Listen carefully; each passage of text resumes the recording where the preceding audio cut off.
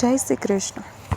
આજે આપણે જાણીએ પવિત્ર અને પાપનાશક આમલકી એકાદશી વિશે.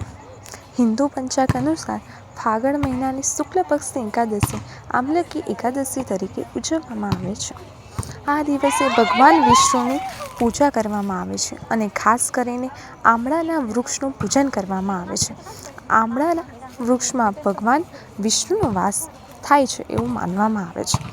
આમળા આરોગ્ય માટે અત્યંત લાભદાયી હોય છે અને ધાર્મિક રીતે પણ પુણ્યદાયક છે. જે વ્યક્તિ આ દિવસે ઉપવાસ રાખી ભક્તિપૂર્વક પૂજન કરે છે તેને વિશેષ પુણ્ય પ્રાપ્ત થાય છે. હવે આપણે આ વ્રત કથા સાંભળીએ. ફાગણ માસની શુક્લ પક્ષની એકાદશી. માંધાજી બોલ્યા, હે વશિષ્ઠજી, જો તમે મારા પર પ્રસન્ન છો તો એવા વ્રતની કથા કહો જેનાથી મારું કલ્યાણ થાય. મહર્ષિ વશિષ્ઠ બોલ્યા, હે રાજન, બધા વ્રતોમાં ઉત્તમ અને અંતમાં મોક્ષ દેનાર આમલકી એકાદશીનું વ્રતનું વર્ણન કરું છું. આ ફાગણ માસના શુક્લ પક્ષમાં થાય છે. આ વ્રતના ફળથી સમસ્ત પાપ નષ્ટ થાય છે. આ વ્રતનું પુણ્ય 1000 ગોદાનના ફળ બરાબર છે.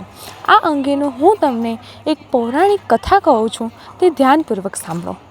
વૈદિક નામનું એક નગર હતું. એ નગરમાં બ્રાહ્મણ, વૈશ્ય, ક્ષત્રિય, શુદ્ધ ચારેય વર્ણ આનંદપૂર્વક રહેતા હતા. નગરમાં સદૈવ વેદ ધ્વનિ ગુંજતો હતો. એ જગ્યાએ પાપી, દુરાચારી, નાસ્તિક કોઈ નહોતું. એ નગરમાં ચૈત્રરથ નામનો એક ચંદ્રવંશી રાજા રાજ્ય કરતા હતા. એ રાજ્યમાં કોઈ પણ દરિદ્ર તથા કંજૂસ ન હતા. બધા વિષ્ણુ ભક્ત હતા. ત્યાંના બધા નિવાસી વૃદ્ધથી બાળક સુધીના દરેક એકાદશીનું વ્રત કરતા હતા. એક સમય ફાગણ માસના શુક્લ પક્ષ આમલા નામની એકાદશી આવી.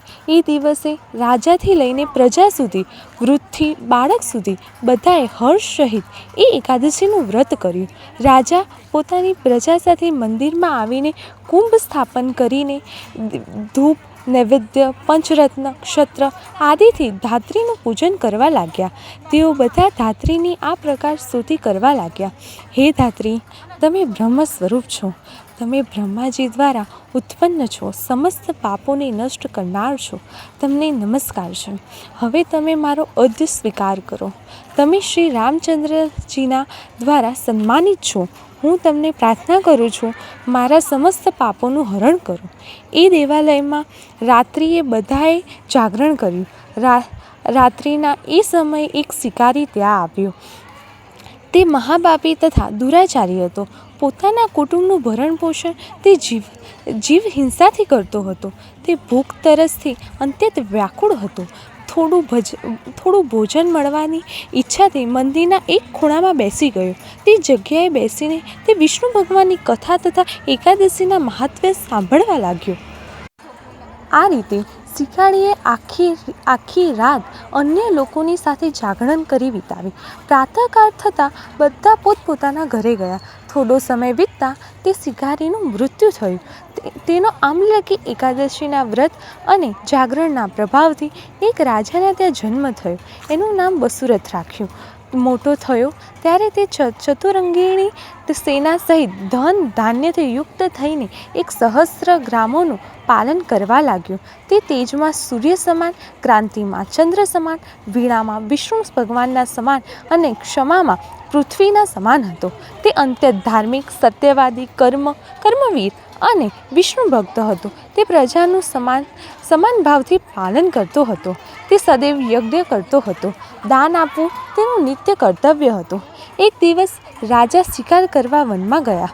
તે વનમાં રસ્તો ભૂલી ગયો અને દિશા જ્ઞાન ન હોવાના કારણે વનમાં વૃક્ષ નીચે સૂઈ ગયો. એ સમયે ડાકુ ત્યાં આવ્યા અને રાજાને એકલા જોઈને મારો કહીને તૂટી પડ્યા. તે ડાકુઓ કહેવા લાગ્યા કે આ દુષ્ટ રાજાએ અમારા માતા પિતા, પુત્ર, પૌત્ર આદિ સંબંધીઓને માર્યા છે તથા દેશ નિકાલ કર્યા છે. તેથી આને હવે અવશ્ય મારવો જોઈએ.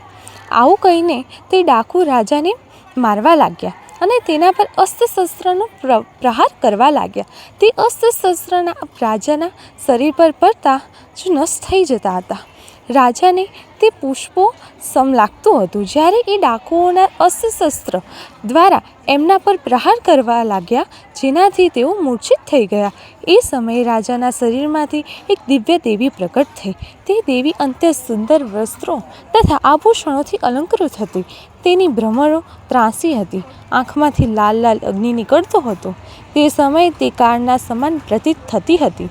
તે એ ડાકુઓને મારવા દોડી અને સમસ્ત ડાકુઓને મારી નાખ્યા. જ્યારે રાજા જાગ્યા ત્યારે એ ડાકુઓ મરેલા જોઈને વિચારવા લાગ્યો કે આ શત્રુઓને કોણે માર્યા? આ વનમાં મારું કોણ હિતૈષી છે? જ્યારે રાજાને આવો વિચાર કરતા હતા ત્યારે આકાશવાણી થઈ, હે રાજન, આ સંસારમાં વિષ્ણુ ભગવાન સિવાય તારી કોણ રક્ષા કરી શકે છે? રાજા પોતાના નગરમાં પાછો ફર્યો અને સુખપૂર્વક રાજ્ય કરવા લાગ્યો. મહર્ષિ વસિષ્ઠ બોલ્યા, હે રાજન, આ બધો આમલકી એકાદશીના વ્રતનો પ્રભાવ. ભગવાન વિષ્ણુ આપણા સૌના જીવનમાં સુખ, શાંતિ અને સમૃદ્ધિ વરસાવે.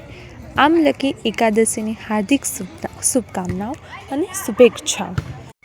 આવી એકાદશીની વ્રત કથા સાંભળવા માટે મારી ચેનલને સબસ્ક્રાઈબ કરો. બધાને જય શ્રી કૃષ્ણ. જય